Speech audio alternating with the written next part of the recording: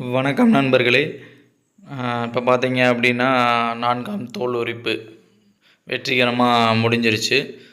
இப்போ பார்த்தீங்கன்னா எல்லா புழுக்களுமே நல்லா தோல் உரிப்பு முடிச்சுட்டு இறைக்காக வெயிட் பண்ணிகிட்ருக்கு.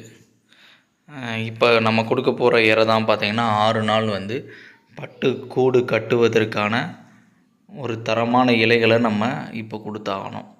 சரிங்களா? இப்போ நம்ம கொடுக்கறது பார்த்திங்க அப்படின்னா முழுக்க பழுத்த இலைகளை தவிர மற்ற அனைத்து இலைகளுமே நம்ம உணவாக அளிக்கலாம். உணவாக அளிக்கும்போது பார்த்திங்க அப்படின்னா நல்ல ஒரு ரிசல்ட் நம்மளுக்கு கிடைக்கும். கக்கூன் நல்லா கட்டுறதுக்கு பட்டு நூல் உற்பத்தி இந்த 6 நாள் வேலையில் மிகவும் பிரம்மாண்டமாக நடைபெறப் போகிறது. சரிங்களா? இந்த 6 நாள் நம்ம கவனிக்கிற கவனிப்பு தான் நம்மளுக்கான ஃபுல் ரிசல்ட்டு கிடைக்கும். முழு பரீட்சைன்னு சொல்லலாம். அந்த மாதிரி ஒரு விஷயந்தான் அந்த விஷயம்.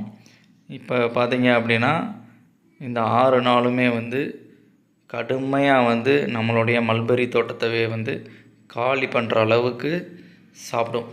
இந்த 6 நாளும் தரமான இடைவெளியும் தரமான உணவும் நல்ல முறையான காற்றோட்டமும் கொடுத்து நம்ம வளர்க்கணும்.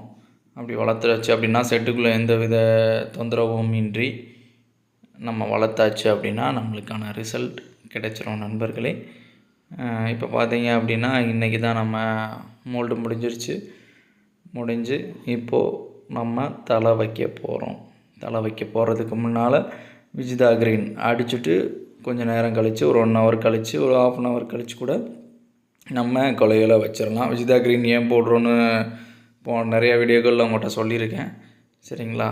அது மாதிரி விஜிதா கிரீனை நம்ம தூவிட்டு அதுக்கப்புறம் நம்ம ஆட்டோமேட்டிக்காக கொடுக்க ஆரம்பிச்சிடலாம் நண்பர்களே. மீண்டும் உங்களை அடுத்த வீடியோவில் சந்திக்கிறேன். நன்றி, வணக்கம்.